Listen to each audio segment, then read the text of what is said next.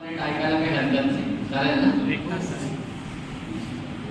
आजच्या शिक्षक दिनी व्यासपीठावर उपस्थित आजच्या कार्यक्रमाचे अध्यक्ष आणि आपले विभाग प्रमुख doctor P G Damle sir, मेसाचे समन्वयक Shri S K Patel sir, doctor D B Sadaphale sir, doctor Krishna Shrivastava sir, जे विद्यापीठात पीओ चेअरमन आहेत, त्याचबरोबर आमचे लाडके आणि आदरणीय doctor A R Bhardwaj sir, doctor P N Mule sir. बस का मला आजच्या या कार्यक्रमात बोलताना तसं तर मेकॅनिकल मध्ये बोलताना मला नेहमीच आनंद असतो, पण विशेष आनंद यासाठी आहे की आजचा जो कार्यक्रम होता त्या काही अंशी थोडा वेगळा मला जाणवला. त्याचं पहिलं कारण असं आहे की ज्या वेळेला विद्यार्थ्यांनी भाषण केलं, आपल्या टीचर आपल्या शिक्षकांविषयी आपले मनोगत व्यक्त केलं, सर्वांनीच खूप चांगले विचार मांडले. काहींनी या दिनाचं महत्त्व सांगितलं, डॉक्टर सर्वपल्ली राधाकृष्णन यांच्याबद्दल सांगितलं. परंतु मला विशेषतः सिद्धांत भाषण अधिक आवडलं. त्याचं कारण असं आहे की ज्या वेळेला आम्ही एखाद्या सेमिस्टरला एखाद्या वर्गात शिकवत असतो आणि तो पुढच्या सेमिस्टरला तोच विद्यार्थी समोरून गेला की आता तर थोडंसं कम्प्युटरचं जग आहे ना, थोडं फास्ट आहे, तर ते थोडंसं धक्का मारून समोर चालले जातात ते विद्यार्थी. परंतु सिद्धार्थने आजच्या त्याच्या मनोगतात अगदी त्याच्या बालवाडीच्या शिक्षक जीवनात जसं वेग महत्वाचा आहे त्याही पेक्षा दिशा फार महत्वाची आहे. तुम्ही कोणत्या दिशेने त्या वेगाने जाताय आणि तुमच्या लक्ष्यापर्यंत तुमच्या ध्येयापर्यंत पोहोचताय आणि ते दिशा देण्याचं कार्य आपले शिक्षक करत असतात. मला असं वाटतं की बऱ्याचदा आपण वेगवेगळे पुस्तकं वाचतो, वेगवेगळ्या गोष्टी आता युट्यूबवर बघत असतो, वेगवेगळे भाषण ऐकत असतो आणि त्या भाषणातून आपल्याला इन्स्पिरेशन काही प्रेरणा मिळते. परंतु मी दरवेळी सांगतो की ठीक आहे, चांगले पुस्तक तुम्ही अवश्य वाचा, चांगल्या लोकांच्या सान्निध्यात राहा, परंतु जी खरी प्रेरणा असते ना, जे खरे प्रेरणा स्रोत असतात ते आपल्या आजूबाजूलाच असतात. त्यातून आपण शोधण्याची आपली कला असली पाहिजे, आपली दूरदृष्टी असली पाहिजे. आता मी काय सांगितलं की मी सुरुवातीला ज्या 5-6 व्यक्तींचा उल्लेख केला माझ्या भाषणाच्या सुरुवातीला, ते सर्वचे सर्व माझे शिक्षक आहे, याच्यासारखा भाग्यवान मी आहे.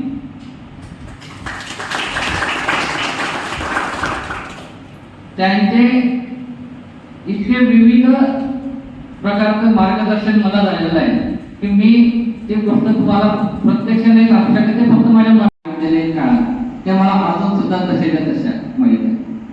त्यापेक्षा थोड्या वेगळ्या घटना किंवा त्यापेक्षा थोडा त्यांचा स्वभाव वैशिष्ट्य मला विद्यार्थ्यांना सांगावं असं वाटतं की तुम्ही ते गुण त्यांच्याकडून जर घेतले, काही विशेष गुण, तर तुम्हाला फार मुलाचं ठरेल किंवा तुमचं जीवन आनंददायी होईल.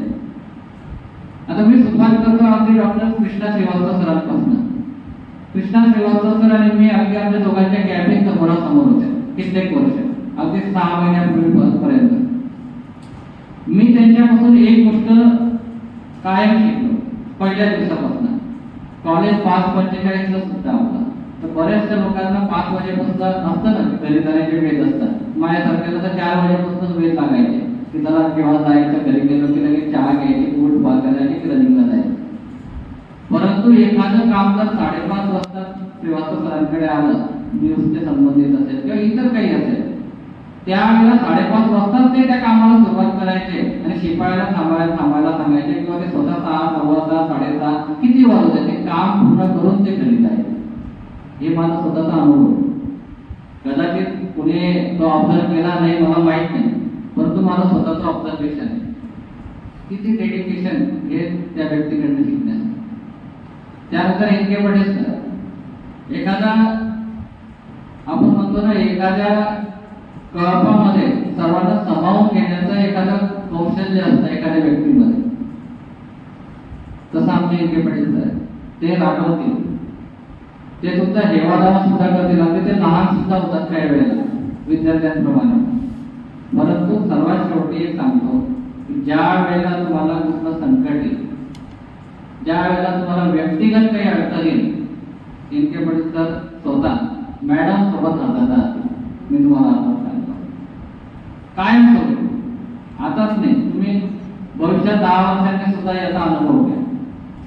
असे इनके पडील सर. तर सामाजिक जीवन कसं पाहिजे, सामाजिक जीवन एखाद्या व्यक्तीला किती समृद्ध करू शकतो याचं जीवन उदाहरण आमचे इनके पडील सर.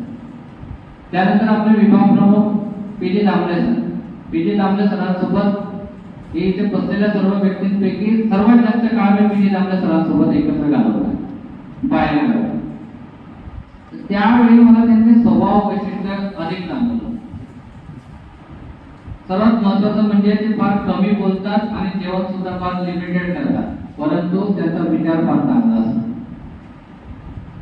त्याचा पहिला विचार हा आहे की आपलं नुकसान नाही व्हायला पाहिजे, आपल्यामुळे कोणाला त्रास नको व्हायला, आणि प्रत्येक गोष्टीचा अतिशय व्यवस्थित आकलन करून विचार करून समजण्यासाठी ते बोलतात. आणि याच कारणामुळे मला असं वाटतं की आपल्या मेकॅनिकल विभागाचे विद्यार्थी जे आनंदी असतात ना, असे चांगले शिक्षक असल्यामुळे ते शक्य आहे. अतिशय विपरीत परिस्थितीत त्यांचं शिक्षण झालं किंवा त्यांनी पूर्ण घराला पुढे नेले. आता त्यांचं व्यक्तिगत जीवन मला थोडं माहिती आहे, पण मी जास्त सांगणार तुम्हाला त्यांचा एक हा गुण विशेष अधिक आवडतो. त्यानंतर सदाफळे सरांबद्दल काय सांगायचं की जर एखाद्या व्यक्तीची ड्राफ्टिंग कशी असली पाहिजे, गव्हर्नमेंटचे रूल्स रेग्युलेशन काय आणि नियमानुसार कसं वागायला पाहिजे, फक्त वाचून नाही पण स्वतः सुद्धा कसं वागायला पाहिजे, त्याचं जिवंत उदाहरण म्हणजे तुम्ही सदाफळे सर.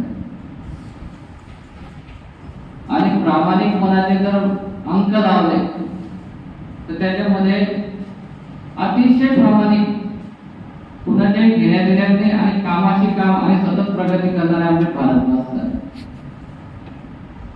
त्यानंतर पुढे सरांबद्दल काय सांगू की मी त्यांनी जो मला विषय शिकवला होता कॅडकॅम फायनल इयरला, अगदी तेव्हापासून 2003 पासून मी त्यांचा फार आदर करतो.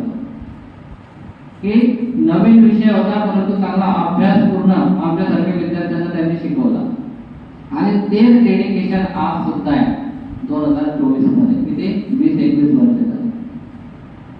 त्यांचा प्रदीप हे माझा क्लासमेट, तळेले सर आहेत. प्रत्येकामध्ये आपली वर्कशॉपचे टीचर आहेत. प्रत्येक शिक्षकांमध्ये आपल्या विभागात जे आहेत नॉन टीचिंगचे काही लोक आहेत, प्रत्येकामध्ये खूप चांगली गुण आहेत. सर्वात चांगला गुण जर मेकॅनिकलचा एकत्र केला तर तो मला असं वाटतं की तुम्ही जुन्या विद्यार्थ्यांना विचारा किंवा मन कसं असं जरा दाटून येतं आणि अभिमान वाटतो ना, त्याचं कारण काय माहिती का की इथे असलेली थोडीशी एकमेकांविषयी अस्मिता, एकमेकांविषयी असलेलं प्रेम. शिक्षक विद्यार्थ्याला आज 30 विद्यार्थी असतील त्याबद्दल म्हणणारे ज्यावेळेला 120 होते त्यावेळेस सुद्धा सांगतो की प्रत्येकाला नावानिशी त्याची काय कला आहे, त्याच्यामध्ये गुण कोणते, त्याचे स्ट्रेंथ काय, त्याचा विकनेस काय, सर्व शिक्षकांना माहीत असून सुद्धा सर्वात महत्वाचा कॉमन अजेंडा जो होता आपल्या विभागाचा अगदी सुरुवातीपासून की विद्यार्थ्यांचा फायदा व्हायला पाहिजे, विद्यार्थी आपले पुढे गेले पाहिजे. आणि मी सांगतो मेकॅनिकलचे जे विद्यार्थी असतात ना ऑलराऊंडर असतात, कारण ते अशा वातावरणातून पुढे गेलेले असतात, अशा शिक्षकांचं त्यांना मार्गदर्शन मिळालेलं असतं. म्हणून मेकॅनिकल ब्रँच घेताना तुम्ही काही मनात विचार केला नसेल, परंतु त्या ब्रँचचा सुद्धा अभिमान बाळगायची गरज आहे. मला एक आजच्या दिवशी एक आनंदाची गोष्ट सांगायची वाटते की मला जसं शिक्षकांबद्दल बोलण्याची संधी मिळाली, त्याहीपेक्षा महत्त्वाचं सांगतं की आपण बऱ्याचशा गोष्टी काळानुरूप बदलत असतो. काळानुरूप बदलत असतो याचा अर्थ असा की मी सुरुवातीला सांगितलं की फर्स्ट सेमिस्टरचे शिक्षक सेकंड सेमिस्टरला आठवत नाही, तो विषय आठवत नाही, तो सिलेबस आठवत नाही, तो टॉपिक आठवत नाही.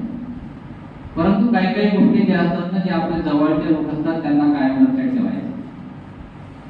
त्यांना कायम लक्षात ठेवल्याने काय होतं की आपल्याला कायम त्यांच्यापासून प्रेरणा मिळते. जसं मी कित्येक 2003चा तुम्हाला किस्सा सांगितला किंवा आज सुद्धा मी या शिक्षकांना जेव्हा आठवतो त्यावेळेला त्यांचं महत्त्वाचा गुण आठवल्यामुळे मी काही माझ्यामध्ये चांगला बदल होतो. मी आज सकाळी काय केलं मी तुम्हाला सांगतो. आज शिक्षक दिवस होता ना, तर सकाळी फक्त एकच केलं, घरी गेलो आणि माझ्या वडिलांच्या पाया पडलो. बुसाळला. आणि त्यांनाही आता ते शिक्षक होते, त्यांनाही आता खूप वर्ष झाले रिटायर होऊन. त्यांना लक्षात झालं नाही की बाबा आज काय दिवस तर काय पश्चिमेकडे तर उगवला नाही, आज सकाळी आणि हा आला आंघोळ वगैरे करून आणि मी पाया पडतो. तर जनरली काय असतं, घरात लहान मुलं असतात तर ते सगळं वातावरण तयार करून ठेवत असतात. म्हणजे घरातले सर्व लहान मुलं आज शाळेत गेलेले होते 9 वाजता. मग त्यांना मी आज आठवण दिली काय शिक्षक दिवस आहे.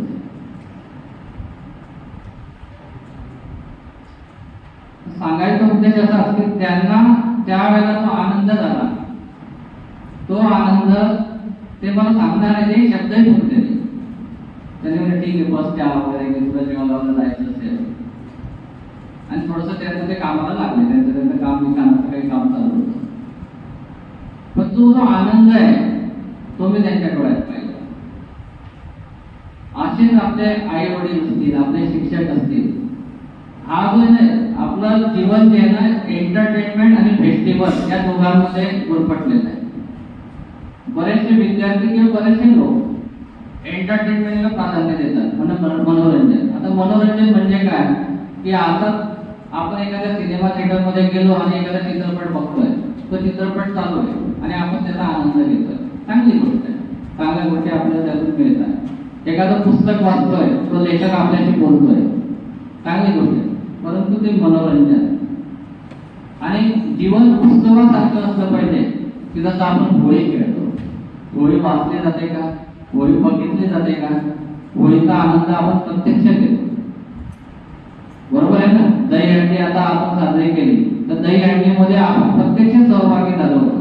एखाद्या क्रिकेटची मॅच असेल, एखादी फुटबॉलची मॅच असेल, एखादा रनिंगचा इव्हेंट असेल, त्यामध्ये आपण स्वतःहून सहभागी होतो.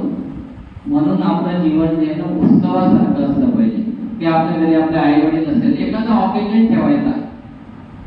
जरा तुम्हाला पाया पडणं शक्य नसेल मला माहिती, ते पण म्हणजे काय झालं दररोज, पण एखादा तर दिवस असतो की महिन्यातून काही एखादा चांगला, त्या दिवशी त्यांना भेटायचं, 2 मिनिट त्यांच्यासोबत बोलायचं. आपले शिक्षक आहेत, फक्त सिलेबस, लेक्चर, ते टॉपिक, ते प्रॅक्टिकल, जर अटेंडन्स कमी पडली तर आहे तिथे काम, त्याच्या पलीकडे पण ते व्यक्तिमत्व आहे. म्हणून तुम्ही कधी त्यांच्यासोबत बोलले का? तुम्ही बोलून बघा, तुम्ही बोलून बघा का तुम्हाला किती पॉझिटिव्ह फीडबॅक मिळेल आणि त्यांना किती आनंद होईल हे तुम्ही सांगू नाही शकत, कोणीच नाही सांगू शकत. कारण माणसाने कसं असलं पाहिजे ना की एकमेव अद्वितीय. आता एकमेव अद्वितीय जेव्हा हा शब्द येतो ना तेव्हा मला नेहमी एक आदराचं नाव माझ्या डोळ्यासमोर येतं, डॉक्टर बाबासाहेब आंबेडकर. डॉक्टर बाबासाहेब आंबेडकरांच्या बद्दल जर सांगायचं झालं, शिक्षण घ्यायला लावलं त्यावेळेला व्यवस्थेने, त्या व्यक्ती इतका मोठा झाला की कित्येक विद्यार्थी त्याच्यावर अजूनही पीएचडी करताय, असा तो व्यक्ती होता. त्यांना म्हणतात एकमेव अद्वितीय. दुसरं उदाहरण सांगायचं की जेव्हा सार्वत्रिक निवडणुका झाल्या देशामध्ये, त्यावेळेला डॉक्टर बाबासाहेब आंबेडकरांचा दुर्दैवाने पराभव झाला. परंतु ज्या वेळेला घटना समिती स्थापन करायची वेळ आली, ज्या वेळेला आपली घटना लिहायची वेळ आली, तेव्हा देशात सगळ्यांच्या डोळ्यासमोर केवळ एकमेव नाव आलं, ते डॉक्टर बाबासाहेब आंबेडकर यांचं. आणि त्यावेळी काय झालं की मग ते संसदेचं असायला पाहिजे ना ती व्यक्तिमत्व, तर ज्यांनी त्यांचा पराभव केला होता डॉक्टर देशमुख, नाव सांगतो मी त्यांचं, त्यांनी स्वतःहून राजीनामा दिला आणि आंबेडकरांना सांगितलं की नाही, तुम्ही माझ्या जागेवर तुम्ही तिथे जा, कारण तुमच्यामध्ये ती कॅपेबिलिटी आहे ती माझ्यामध्ये नाही. मग आपण म्हणतो ना घर दिखाओ को जैसा की दुनिया करना चाहिए आपके जैसा, असं एकमेव अद्वितीय आपले विद्यार्थी, प्रत्येकामध्ये खूप चांगली गुण आहे. आणि प्रत्येकाला आता हे इंटरनेटचा युग आहे. आता एक सर्वे आला होता मागे कुठल्या तरी पेपरला, दिव्य मराठीला वाचला असेल कदाचित, त्यात त्यांनी म्हटलं होतं की मी भरपूर त्यांनी सर्च केला आणि त्यांनी सर्वात शेवटी निष्कर्ष काढला त्या विद्यापीठात की शिक्षकाची जागा कुठलाही साधन करू शकत नाही. ते पॉवर पॉईंट प्रेझेंटेशन असेल किंवा इंटरनेट असेल किंवा जे काही असेल, हे फक्त उपयुक्त साधन आहे. जो शिक्षक तुम्हाला शिकवेल, जी दिशा देईल, त्याला तोड नाही. म्हणून तुम्हाला वाटतं ना की श्रीकृष्ण तर भगवान होते, परंतु श्रीकृष्ण सुद्धा 1 वर्षासाठी काय होईल, आपण सांदीपनी ऋषींच्या आश्रमात शिकायला गेले होते. राम लक्ष्मण हे सुद्धा देव होते, परंतु त्यांनी सुद्धा आश्रमाचं शिक्षण घेतलं. मग आपण तर साधारण विद्यार्थी आहे, आपण साधारण माणूस आहे, आपण फार लहान आहोत, मग आपल्याला कसं गुरुशिवाय शिकायला मिळेल? बरोबर आहे ना? म्हणून जे विद्यार्थ्यांना वाटतं की मी घरी राहून सगळं शिकून घेईल, पुस्तक आहे माझ्याकडे नोट्स आहे, माझ्याकडे इंटरनेट आहे, माझ्याकडे युट्यूब आहे, माझ्याकडे काय काय नाही, सगळं आहे, आनंदाची गोष्ट आहे. परंतु त्या सगळ्यांच्या जोडीला जोडी तुमच्याजवळ शिक्षक असतो. तो शिक्षक असताना तुम्हाला आयुष्यभर कुठलीच अडचण येणार नाही. एवढंच मी सांगतो आणि थांबतो. धन्यवाद.